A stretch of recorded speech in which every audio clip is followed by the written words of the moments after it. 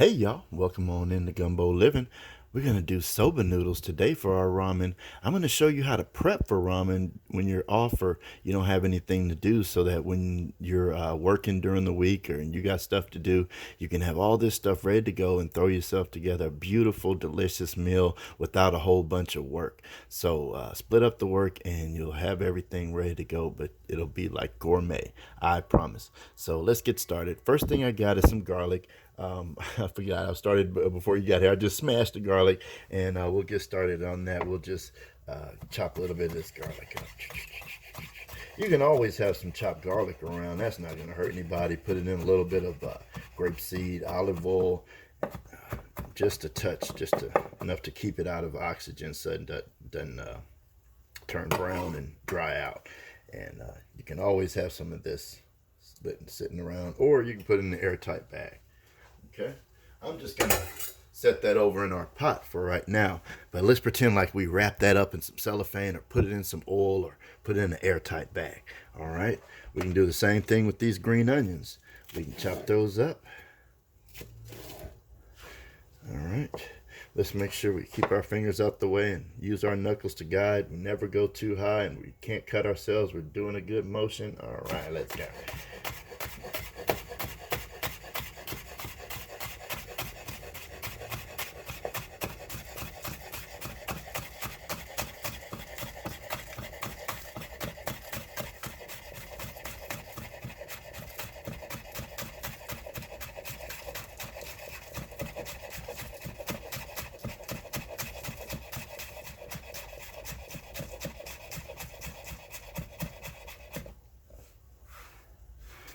All right, that turned out pretty good. Okay. Uh, Snow peas, snap peas, whichever you call them. Just gonna take those ends off. Sometimes there's a little rough vein in there. Sometimes there's not. We get rid of that. So we'll do a couple of those just to show you how it's done.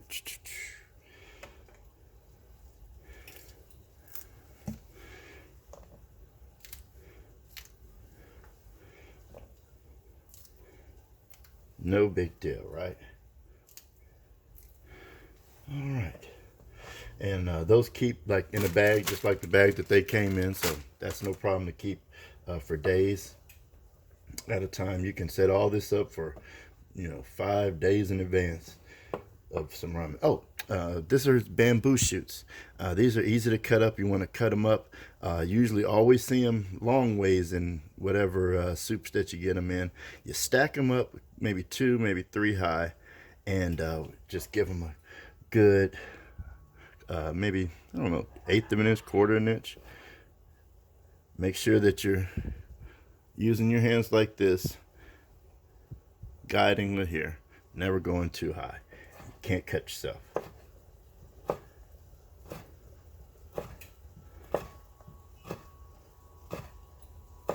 These can't be too big because they're bamboo. They're made out of fiber. So if they're too big, you will not enjoy them. So make sure, like I say, eighth of an inch, quarter inch max. We're looking for matchsticks.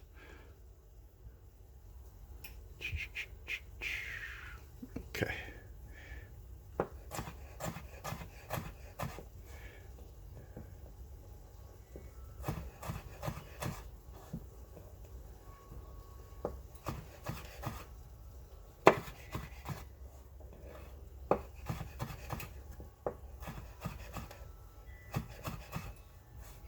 All right. Um, your kale and spinach, I get that in the bag. It's already dry and ready to go, but that's something you can prepare ahead of time. This is a little bit of kale. This is the kind of stuff that makes me hate businesses. Why would you put this in my bag of kale? I'm paying by the pound, and you put this in there, and you know I can't eat that. That's just garbage. Okay, that's just wrong. So when you're picking through soup for kale, especially adult kale, we're just gonna get these nice little ends right here. That's the stuff we want to eat. Any of these rougher pieces that are closer to the stem, you want to save those to the side for when you cook this kale, because that needs to be cooked a little bit. But these little tips, these little frilly ends, we want to get those. So let me grab a perfect piece to kind of show you what we're doing. So this piece right here, You see how it has that vein in there? It doesn't look that tough, but it is. So grab that vein and just pull off the little frilly part. So we're going to do that for a little pile of these and throw that into our greens there. Look at all this good food. Um, my meat is going to be eggs because that's what I want is my meat. My sister's going to have some pork. That's going to be her meat.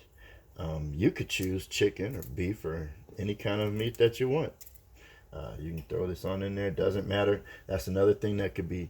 That's a great way to use maybe you've made a roast or a pork loin or something like that. Shave that up, and it's a great use for that leftover. Is right in this great soup right here. Okay, so let's get all this out the way.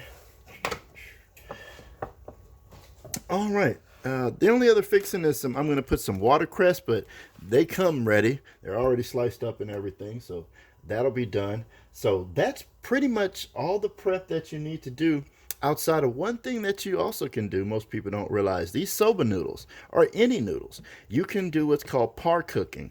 Most restaurants, most everything you get has been par cooked, which means that it was cooked earlier some other time halfway and then cooled rapidly and then finished later when you ordered it.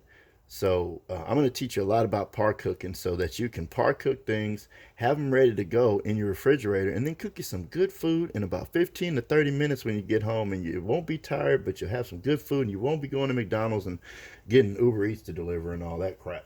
So we're going to start our water boiling. Let's pretend we're starting our water boiling now, but I've already got it boiling. But let's pretend like we're just getting home, okay? All this is already wrapped up in bags and such, and we're getting home, and click, we're starting our water, okay? Oh, there's one other thing I forgot to tell you that I prepared ahead of time. It's no fun watching eggs boil, but if you take eggs, get a pot, put them in the pot, put cold water in that pot, put that pot on the stove, turn it on to high.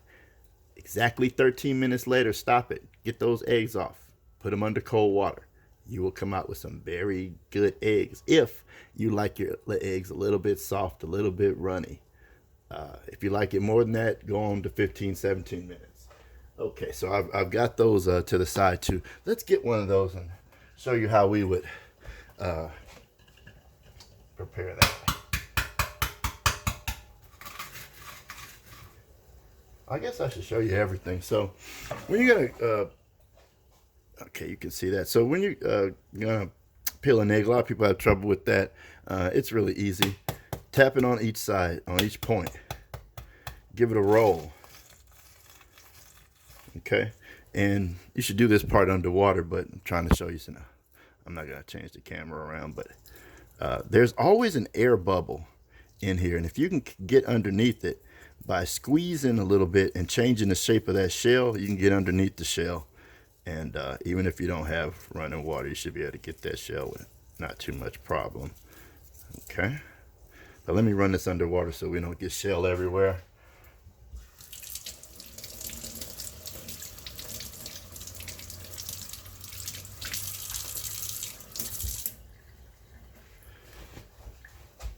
Okay.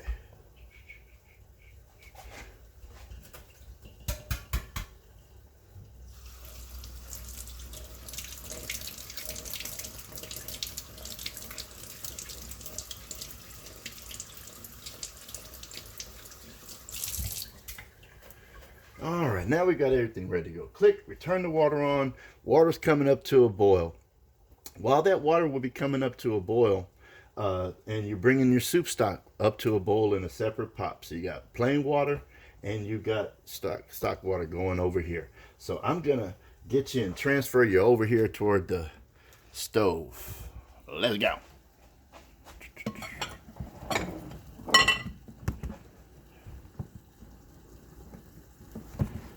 All right. Calm down. There you go.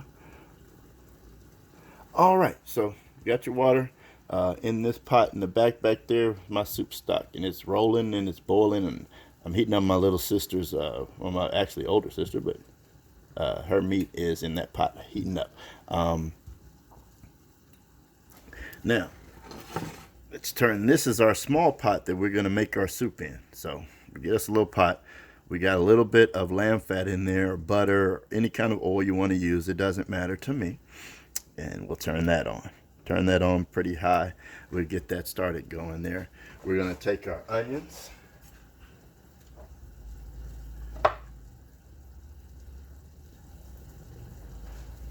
Most of those onions, I'm going to save a few out for eating and decorating on top. And I'm going to take my peas and throw in there. And that's going to be fine for that. All right. So now that my water's boiling, let's put some soba noodles in. I'm going to use 2 of these. I'm going to save some for later. I might use all of them. Yeah, let's just go ahead and cook them.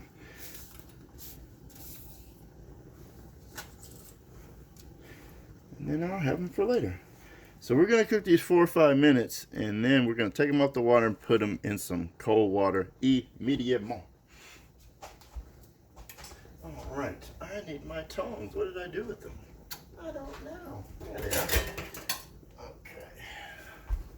So we'll just give them a little bit of a twist when they get in the water. Make sure they get under the water. All the little bits get cooked. I'm going to put my top back on so that it comes back up to a boil as fast as possible.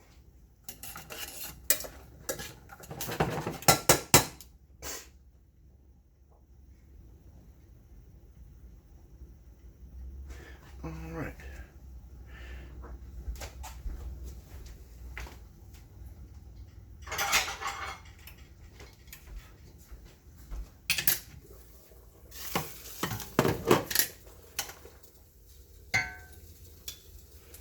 You remember these beautiful ham hocks or pork knuckles from yesterday? I'm going to take the meat off the bone and chop it up bite size, nice and pretty for my sister. And I'll put that on the side.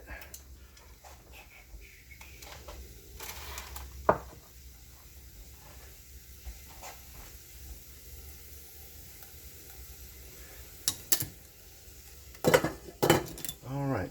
So now that that's up to a boil, I'll take my top off. Make sure that this is all separating and looking good.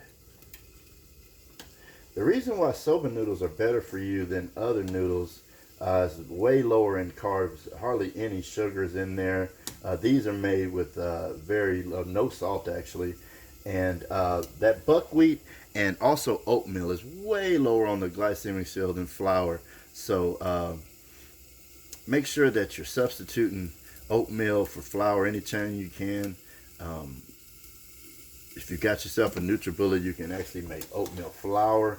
That's a great trick. I'll show you that in the oatmeal cookie recipe, so you can check that out and have you some really good treats without as much impact as having a regular oatmeal raisin cookie.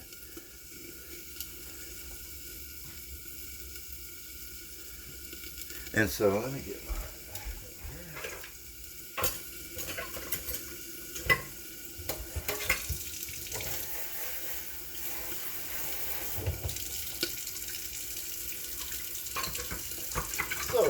America, y'all have a problem with food poisoning. You don't even know it. A lot of you don't put your food up correctly. It's so funny. 80 Brian on Saturday Night Live was actually making fun of that overnight mayonnaise salad that people used to do on the holidays and stuff. And one of the things you should have when you're making soups and stuff, and you're gonna have to cool this down, have yourself your sink filled with cold water. And that way you can get this back down into the safe range as fast as possible. Get it so that it's cool enough to stick in the refrigerator so you don't have to be up all night trying to wait for it to cool down. That's the trick that I forgot to show you in the last video, and I'm very disappointed at you students. None of you pointed that out, that I forgot to show you that, but I'm sure you could figure it out. But just in case you didn't, I'll let you know. All right, let's turn that down a little bit. Let's get our fan going. I know it'll be a hassle. I know you don't want to hear it, but it's too much steam for me. So that's cooked enough now. To that, I'm going to add too much. I'm going to add chicken stock.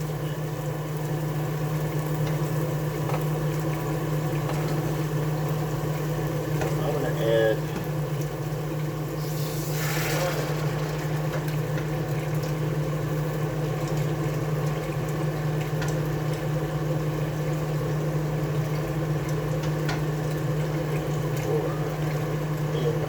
we have big bowls. We do intermittent fasting, which means that we only have one big meal a day and just some snacks like pistachio and stuff the rest of the day. So usually you just need one of those ladles per person, 8 ounces. All right.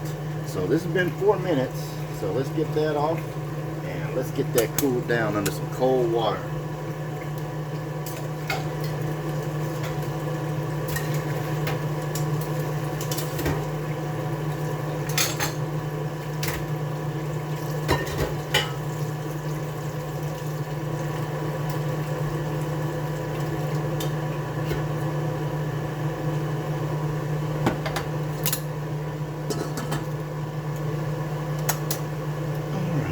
Turn that off, not as much steam now. Okay, so we've got all our good vegetables steaming. We've got our soba done. It's sitting over at the side in that cold water, and that should be cold enough to stop it from cooking.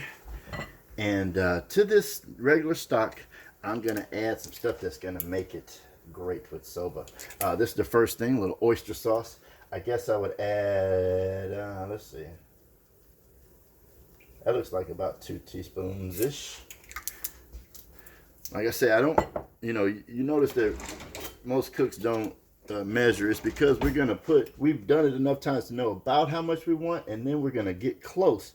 I call it sneaking up on the flavor. You got to sneak up. The flavor is like a deer in the woods. It'll run away if it hears you. So you got to sneak up on it, put less than you think you need, and then taste and adjust. So you sneak up on the flavor, especially with something hot like these chili garlic sauce that's got peppers and stuff in it. You can always add more spice. You can never take spice away. Same with salt. The next thing I'm going to add is a little bit of these amino acids that taste a lot like soy sauce but aren't. And you can see the sodium there is way lower. If you can get in there and see, freeze frame it, you'll see it. But it's way lower. Great substitute for soy sauce. From having all that salt in your life. That might be a teaspoon or 2. Okay, I'm gonna give it also a squeeze of honey, just a little bit, because we have to balance all this bitter and tart, acidic flavors with some sweets. And if we don't, we're not going to get to our umami here. We're going to end up with something out of balance. So, let's taste, see where we are.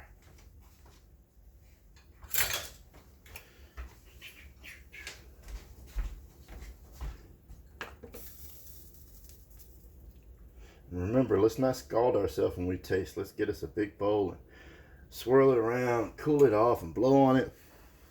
Because if you scald your tongue, you can't undo that for a day or so. And once you do, you can't taste anymore. So you got to give up the cooking, because once you scald it, you'll put so much salt and stuff because you'll be so much less sensitive. You'll kill people.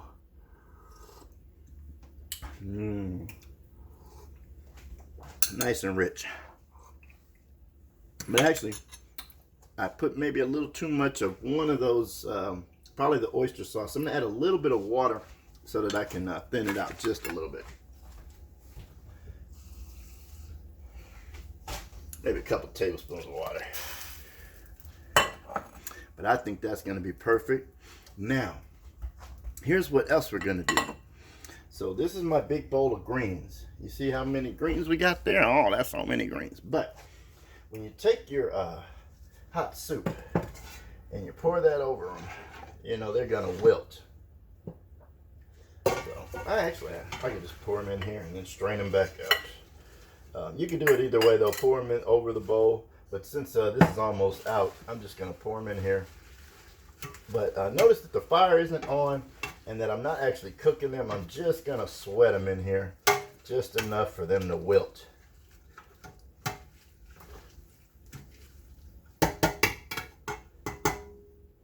And then I'll strain them out.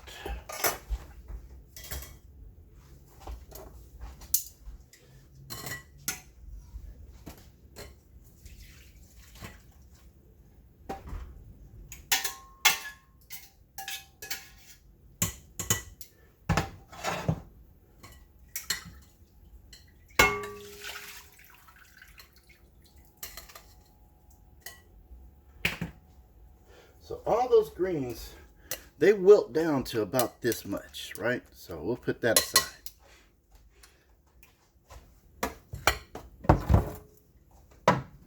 We'll do that once more with my bowl of greens.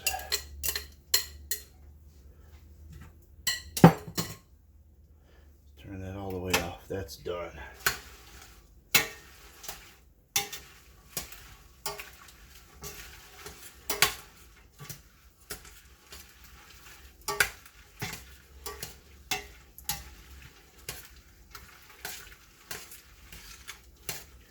Okay, this is all about to come together, folks. It's all getting there.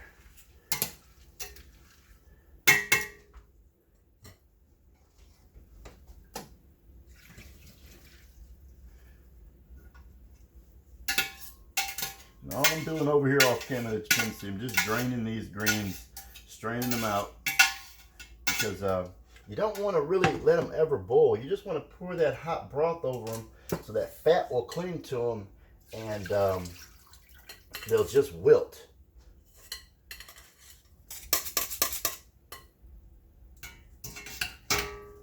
Like that. We'll put that to the side.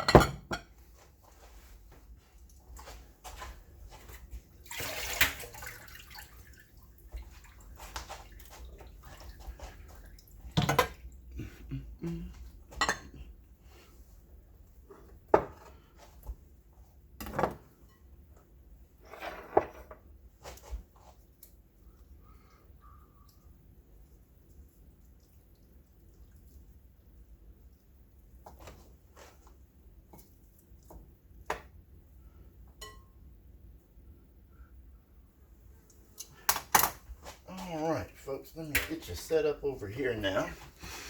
Now that's ready. It's off. Everything's off over here. I'm going to transfer you guys around.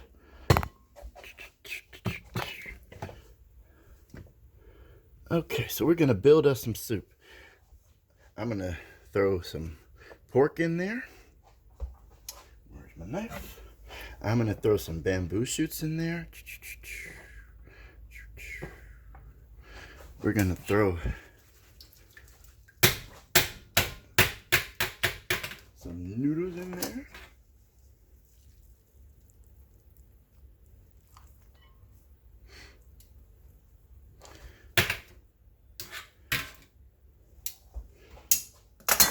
Let's see, what else? Oh yeah, watercress.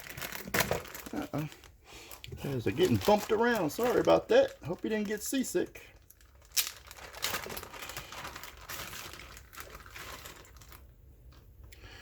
Throw a little bit of that in there. And we'll get this soup going.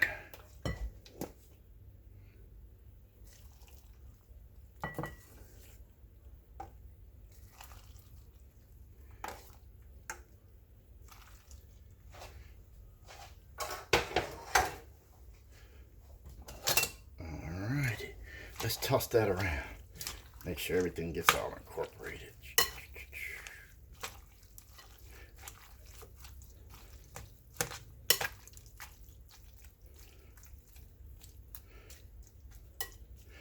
Now, this is how a restaurant would decorate your food to make it look all pretty for you. So once you got the base looking like that, you'd get your meat and make sure it's in nice little cubes, and you dice a little few pieces of meat up there, and then you get your egg, cut that open. See, and we'll put that right there.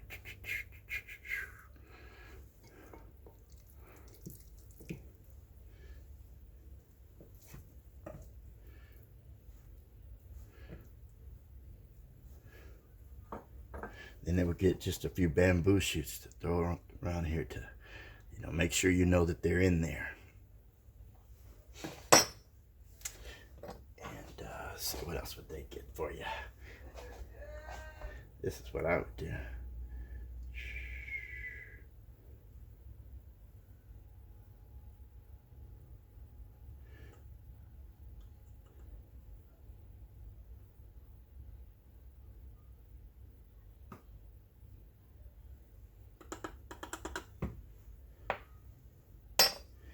Oh yeah.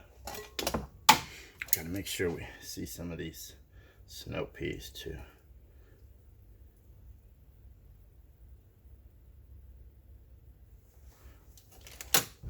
All right.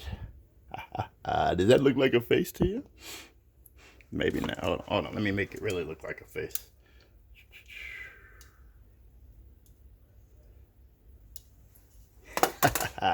That's a happy face of food to me.